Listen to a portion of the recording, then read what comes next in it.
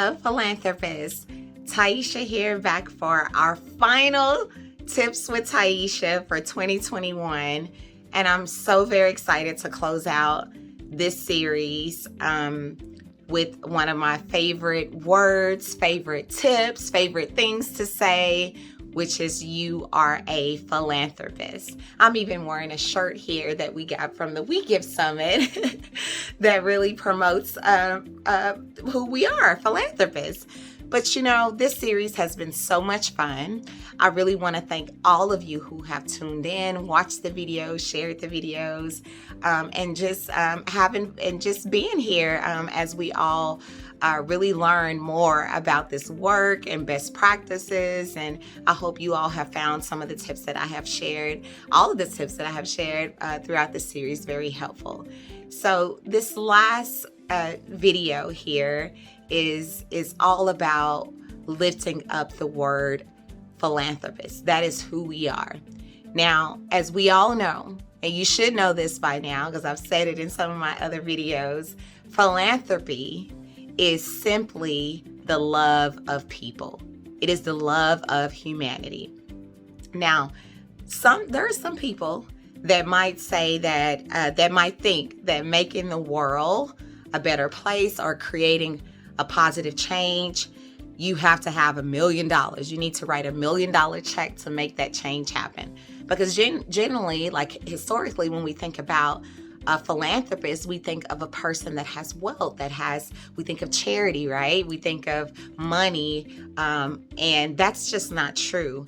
Now, and this is proven, as Giving Circle members, we know that regardless of your income level, you can make meaningful change. You can make a positive impact in your community by just simply starting where you are and giving what you have. Now, and this is shown, we have data that supports this. Giving Circles have tripled in the United States from 2007 to 2017. To date, that there are over 1,600 Giving Circles across 50 states. And we have collectively funded over $1.29 billion throughout that time, which is just amazing. So collective giving is powerful.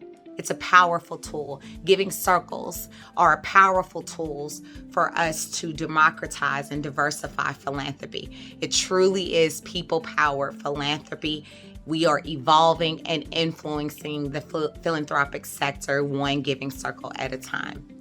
And actually, the first report from the Giving Circle membership, how collective giving impacts, affirms what I'm saying. They mention how Giving Circle, the data shows us in that report, how Giving Circle members, how we give more strategically, we give more proactively, how we show up, we give to a wider variety of organizations, we volunteer more, and we're more likely to engage in civic activity. So that being said, y'all, we have got to really lean in and share out with the world who we are. We are philanthropists. You are a philanthropist. I am a philanthropist. So my tip for today, let's make philanthropists, let's make Giving Circles a household name. We have got to keep sharing sharing with the world what we're doing in this work as Giving Circle members, as Giving Circle leaders. We are philanthropists and we're making a change. And it's time for us to share that. Share it in so many ways. And I'm going to give you a few ways in how you can do just that. The first way that I would say is, we often, as philanthropists and here within the collective giving movement, we often say, giving, it's more than more than a check, right? We give our treasure, we give our time, we give our talent, we give our tithes and our testimony. Those are the 5 T's. But I want to lean into that last T, which is our testimony. Because there is nothing more powerful than your testimony, than your words. And it's a very, very simple way in how you can make being a philanthropist and Giving Circles a household name.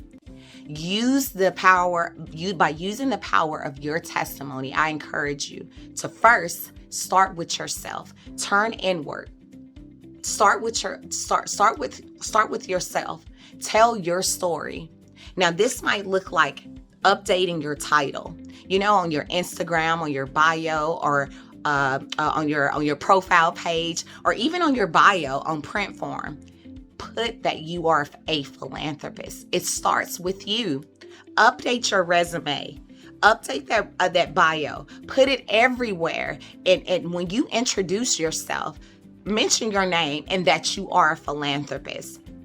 Everywhere that you have the opportunity to talk about yourself, make sure that you announce and introduce yourself. Denote that you are a philanthropist. In addition to updating your bio and your resume, if you are serving on, if you are giving your time, if you're giving your time, we are all volunteers in this work. Make sure that you are counting your work as a philanthropist as work experience and not just volunteer experience. Especially if you are a Giving Circle leader, you're serving on a committee. Y'all, that is work. That is work experience, relevant, impactful, meaningful work experience. So be sure to share that, update that, and count that. Count that as your work experience so that they can know how serious you are about being a philanthropist. So tell your story. Start with yourself. After you start with yourself and you update all of those things internally, then go out and share it with the world. Tell others, share it with others what it means to be a philanthropist. In order for this field of collective giving to continue to grow, we need you. We need your advocacy. We need you to go out and tell people and share this work. So this might look like if you are a Giving Circle, if you are part of a Giving Circle, make it a goal to recruit at least 5 members for this upcoming year. As we head into this new year, make it a goal to engage and recruit at least 5 members. Tell others about this work, about your Giving Circle, about what it means to be a philanthropist, using your time, talent, treasure, and your testimony. And there's no prerequisites to to our role as philanthropists. It starts with us, y'all. And the more money, the more members that we bring into this movement, the more money that we have to pool our resources. That means the more grants that we have to give out to the organizations. That means the more impact that we can make to transform our communities. Be an advocate for this work. I encourage you to use the power of your testimony to advocate for this work. Do not keep this joy, this goodness to yourself. Please, we're changing the face of philanthropy one person at a time. So it starts with you and by sharing the word with others. And then the last piece, once you tell your story, you update your resume, you go out and you tell others about it. I encourage you to support the youth and tell and train up a future philanthropist. I'm a mother of 5, and I didn't grow up, my household, philanthropist was not a word that we use, that I heard often growing up. I'm a first-gen college graduate, first-gen entrepreneur. I'm a first-gen everything, pretty much. But the word philanthropist was not something that I heard often. But with my children, I'm talking to them a lot about service. I'm giving them opportunities to give their time, taking them with me to volunteer. I'm allowing them the opportunity to be philanthropists, and I'm training them in what it means to be one. So tell your story, tell others, and train a future philanthropist. Remember who you are. You are a philanthropist, and you are great and making a huge difference. I wish you all the best as we head into the new year, and I hope to see you in 2022 for a new series of Tips with Tyeshia. Bye.